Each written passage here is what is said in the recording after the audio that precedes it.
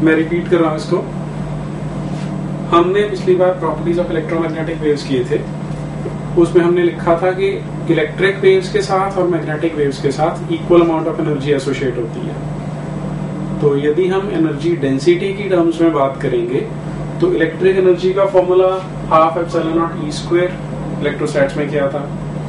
Magnetic energy के लिए corresponding formula बनाना है, हाफ वैसे का वैसे, ई स्क्वायर की जगह बी स्क्वायर, एप्सिलॉन नॉट की जगह 1/μ0 आ जाता है। तो मैथमेटिकली आप बोल सकते हैं कि दोनों क्वांटिटीज आपस में इक्वल रहने वाली है। ठीक है, एक तो ये हुआ। दूसरा, एनर्जी डेंसिटी है तो एनर्जी अपॉन वॉल्यूम है। एनर्जी को फोर्स इंटू डिस्टेंस लिख सकते हैं, वॉल्यूम को एरिया स्क्वायर इंटू लेंथ लिख सकते हैं। डायमेंशनली देखोगे तो डिस्टेंस को एल से काट लिया, फोर्स पर यूनिट एरिया यानी प्रेशर के यूनिट्स आ जाते हैं, डायमेंशन आ जाते हैं। ठीक है, अब कई बार हमें ये सुनने में बड़ा अजीब सा लगता है, अटपटा सा लगता है कि वेव्स हैं, हम यहाँ पे इलेक्ट्रोमैग्नेटिक वेव्स की बात कर रहे हैं। मैं जहाँ पे खड़ा हूँ, जिस कमरे में बैठा हूँ, यहाँ पर मोबाइल फोन की रेडिएशन आ रही है। अगर मुझे रेडियो चलाना हो तो रेडियो भी चला सकता हूँ, कई स्टेशंस लगा सकता हूँ। दैट मीन्स वो भी सारी रेडिएशन यहाँ पे प्रेजेंट है। लेकिन क्या मेरे ऊपर कोई प्रेशर लग रहा है उनका? नहीं लग रहा। ठीक है, ऐसा हमें लगता है कि प्रेशर नहीं लग रहा, लेकिन एक्चुअली में इलेक्ट्रोमैग्नेटिक वेव्स भी अपना प्रेशर एक्सर्ट करती हैं। ठीक है, क्योंकि हमारा मास, हमारा साइज इतना बड़ा है तो हमें ये वाला प्रेशर फील नहीं होता। लेकिन अगर हम आउटर स्पेस में चले जाएं तो भी हमारा मास ज्यादा है।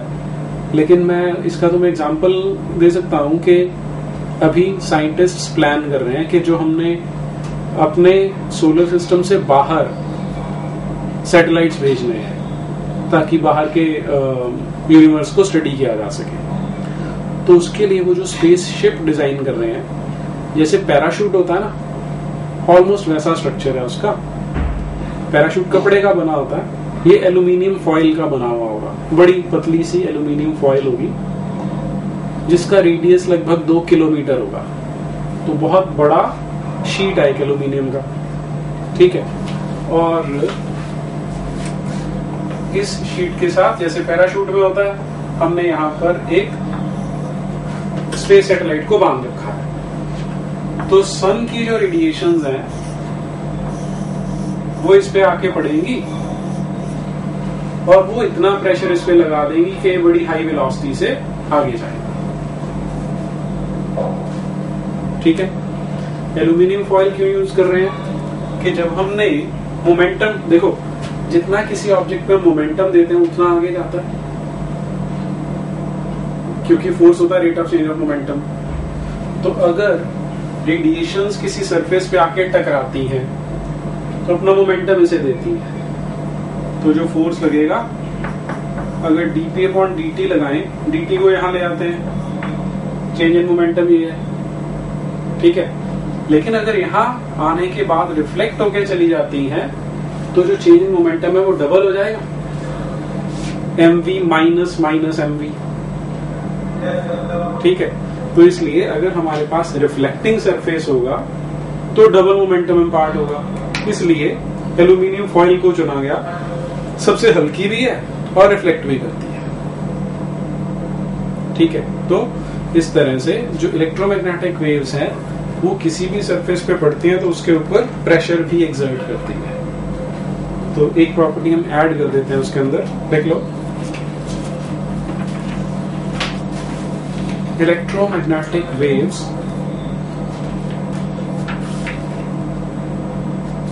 exert pressure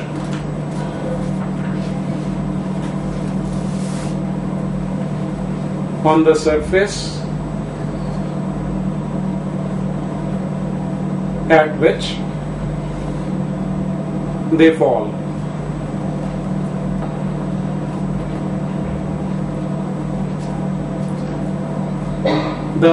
Repeat करो, because electromagnetic waves exert pressure on the surface at which or on which they fall.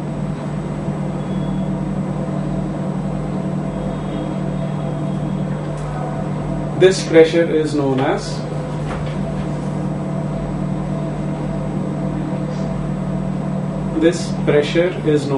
radiant pressure.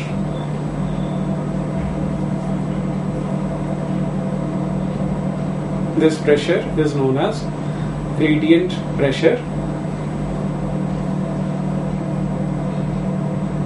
It is due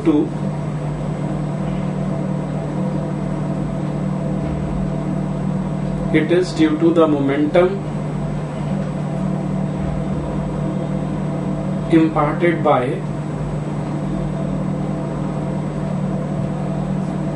the radiations on the surface.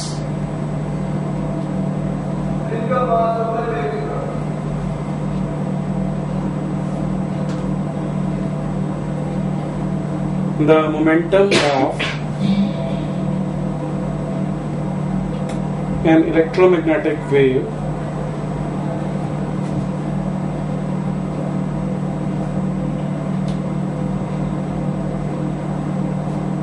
transferred to a surface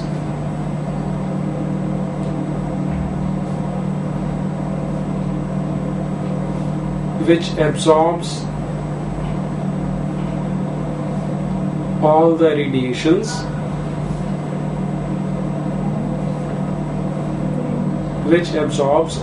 radiations incident on it is given by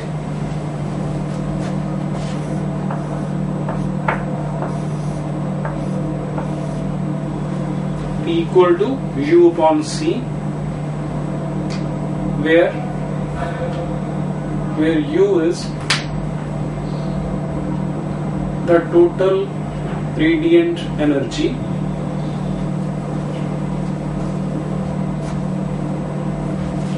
incident on the surface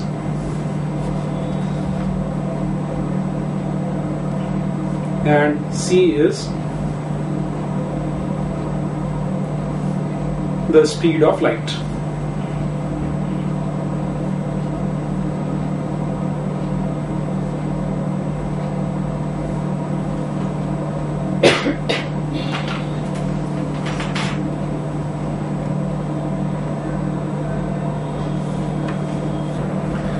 अगर हमने जब properties लिखी EM waves की तो हमने बोला कि जब भी कोई चार्ज पार्टिकल एक्सेलरेट होता है तो ईएम वेव्स जनरेट करता है, ठीक है।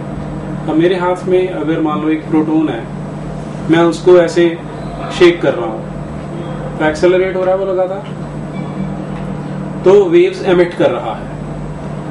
अब क्वेश्चन के दो पार्ट्स बन गए। अगर तो ये पार्टिकल की बात करेगा तो उसका तो मास है, मोमेंटम भी है, लेकिन क्वेश्चन इसके बारे में नहीं है। क्वेश्चन है जो वेव्स जिनको ये छोड़ रहा है उनका मास होता है, उनका मोमेंटम होता है या नहीं होता, ये क्वेश्चन है। हाँ,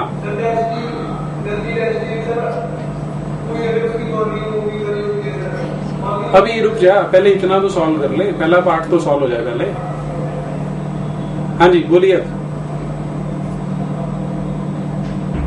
बोलो जी। बड़ा इंपॉर्टेंट क्वेश्चन है।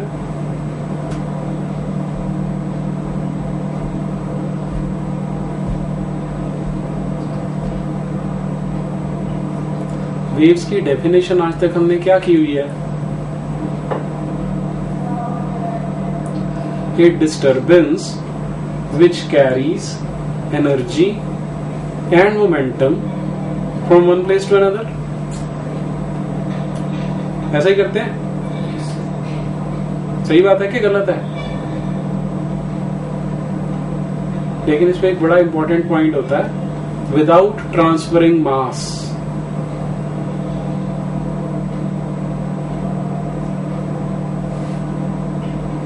अब ये कैसे पॉसिबल है?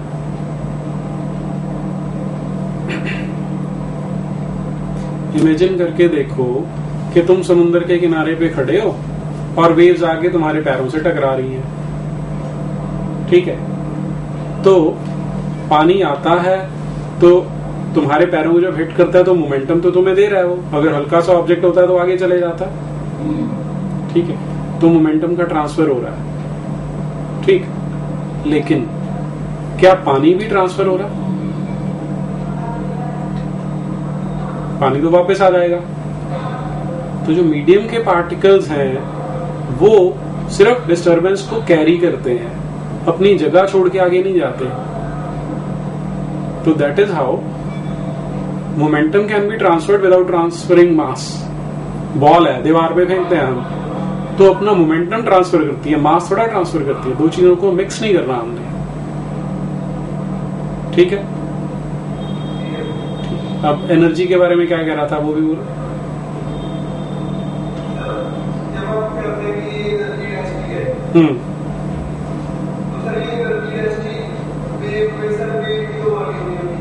नहीं होती, ठीक है। जब मैंने अभी क्या बोला कि जिस कमरे में तुम बैठे हो या मैं बैठा हूं वहां पर इस समय हो सकता है कि 100 वेव्स जा रही हो, ठीक है।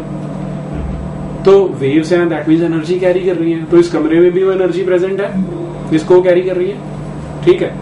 तो कमरे का वॉल्यूम देखेंगे आप कि कमरे जब वेव जा रही है तो उसके आसपास जो इलेक्ट्रिक रीजन है या जो रीजन है उसका कितना वॉल्यूम है, तो उसमें कितनी एनर्जी प्रेजेंट होगी, वो आप इस फॉर्मूले से कैलकुलेट कर सकते हो। कितना है बस। हाँ, जैसे गैसेस में देखते हैं, ठीक है। आया समझ? और किसी को कुछ कंफ्यूजन हो इसमें? नहीं है। तो ये जो